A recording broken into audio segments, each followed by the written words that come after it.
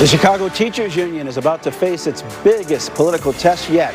With 21 school board seats up for grab this November, will voters agree with their vision for the future of CPS? Tonight, the union's hand-picked candidate for board president makes his case.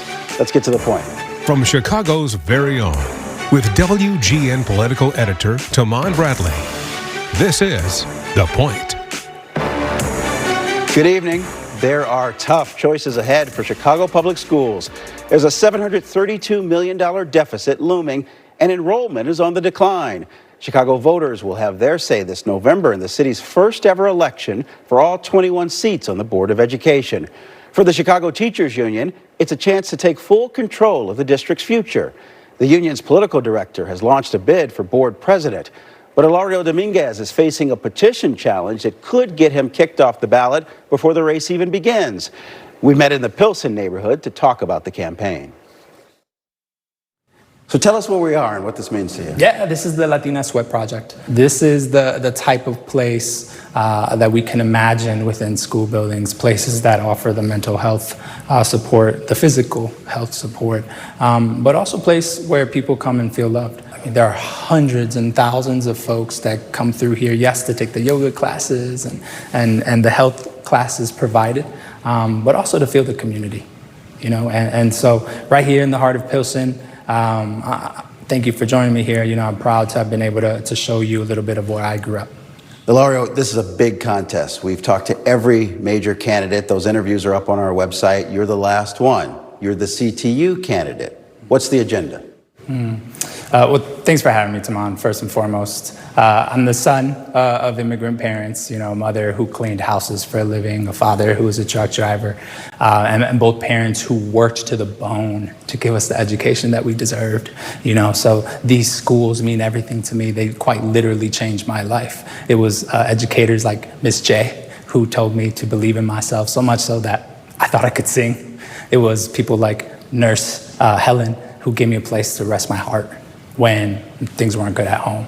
And it was staff members and school members that helped change my life. And that's the reason why I'm running, because I believe schools are more than just buildings, but that they're centers of communities, places where parents and families and students can find hope, support, and belonging.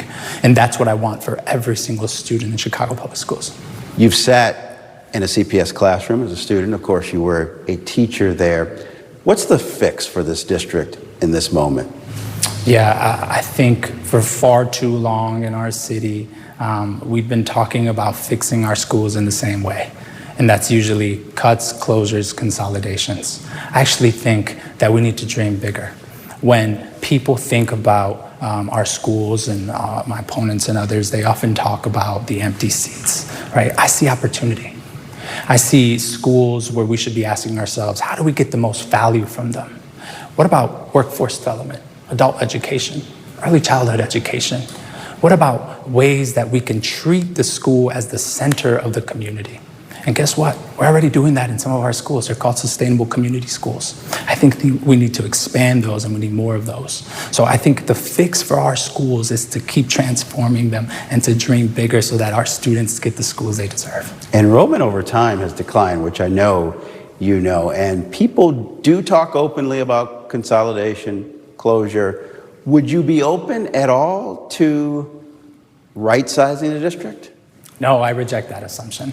And look, enrollment, yes, it's one factor, but it's not the sole way that we should be looking at schools, right? Because it's not the only thing that a school can provide. When we think about schools, we should be thinking about the cafeteria workers. We should be thinking about the crossing guards. We should be thinking about the bus drivers, right? A school is so much more than just what is happening from 8 to 3, but what happens after. We need the sports programs, the mental health services.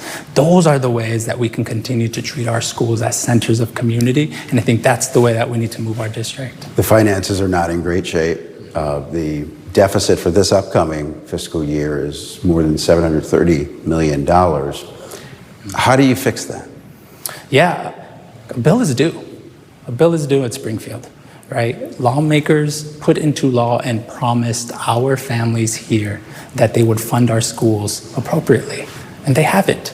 That bill is due. If that bill was paid, we would be in a $1 billion surplus. And we wouldn't be here talking about a deficit. We'd be talking about all the great things that we can do with our schools. So first and foremost, that bill needs to get paid. And guess what? I've been to Springfield more times than I can count, and it's probably more times than any of my opponents. I've helped write laws. I have those relationships. I'm excited to keep going down in Springfield and organizing and getting that money that our schools are owed. Well, how will you be able to get that done? I mean, others have tried. Mayor Johnson has pushed hard to do that. The CTU president has pushed hard for this. Now, this spring session, lawmakers did pump $350 million more into the evidence-based funding formula for K through 12, but people have talked about this before. How will you get it done as board president? We have over 300,000 students in this district. That's a lot of families. If we had a leader that was an organizer, a leader that has built coalitions across this city with parents, educators, community members, and we all went down to Springfield fighting for the money that we were owed, well, that's how we get it done. And guess what? That's the exact kind of leader that I am.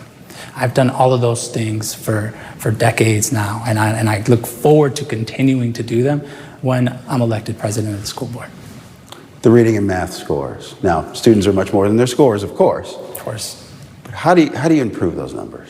Yeah, you can't expect students to be able to focus on reading, writing, math when they're not being serviced appropriately, holistically, right? And this is why we got to treat schools as community centers, because we have to provide more for our students. We got to think about their mental health.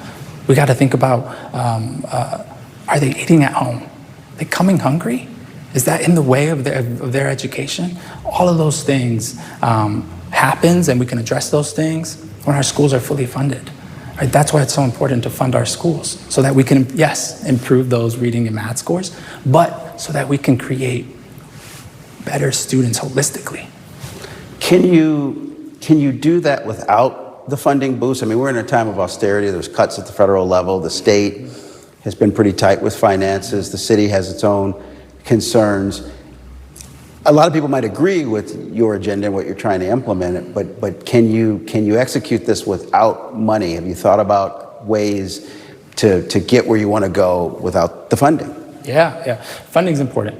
And, you know, I hate to keep harking on it, but it's true, because working class people don't get away with not paying a bill. So, yes, we need the funding. We need the funding to be able to provide the schools that our students deserve. And we should be thinking of the opportunities within our school and asking ourselves, are we using schools to their fullest potentials? Remember, these are public assets that taxpayers have already invested billions of dollars into. My opponents say close it. I say, what else can we do with that school building? What else can we offer? You know, there have been pharmacies that have closed in the south side of Chicago, and now there are pharmaceutical deserts. Imagine a world where a grandparent gets to pick up her grandchild and get her health care needs all met within the same building. Is everything good with your signatures? I mean, I know you pay attention to social media. There's a lot of talk about your signatures. Yeah, look, I am proud that we were able to turn in 9,000 signatures with more circulators. So that's more signatures, more circulators than any of my opponents in less time. And the only reason I was able to do that is because the same parents, educators, community members that I've been working with for decades, they helped me do it. So I'm not worried about my signatures, right? Because I know that we did the work. We spoke to Chicagoans all across this city, and that's why we were able to turn in so many. So I'm looking forward to continuing this campaign and talking to as many Chicagoans as we can about the transformation that we can have in our school district. And they're going to hold up to scrutiny? The process will play out, and we'll see. But like I said, I'm confident in my signatures. 9,000, more circulators, more signatures than any opponent. I'm confident in that. Yeah, along those lines, I know you know that there's so much attention on the CTU and its involvement in elections, the school board races, school board president contests, other races. How much harder does that scrutiny make this contest for you? So here's what I know, is that educators and and parents want the same thing for their kids. They want schools where their children are being loved, are being seen, and where kids get to feel proud of who they are. Right? They want schools that have the mental health services, the special education services.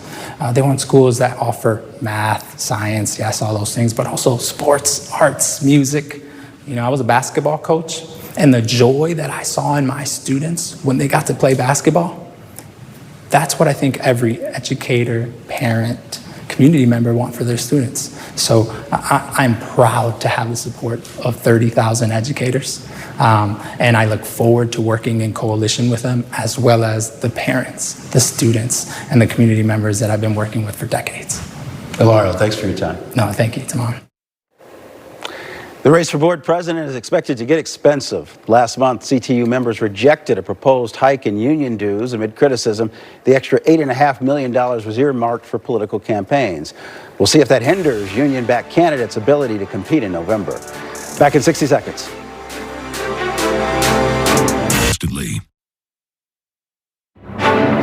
Tonight, a tip of the hat to the Kennedy Center and Bill Maher. Today, the center revealed the big names who will participate in a celebration of Maher, who will receive the Mark Twain Prize for American Humor. Jay Leno, Whitney Cummings, and Stephen A. Smith are among the big names taking part. And that is The Point. I'm Tahman Bradley. Michael Mater is back with more news tonight at 9 o'clock, and The Forecasters is up next on WGN+. Good night.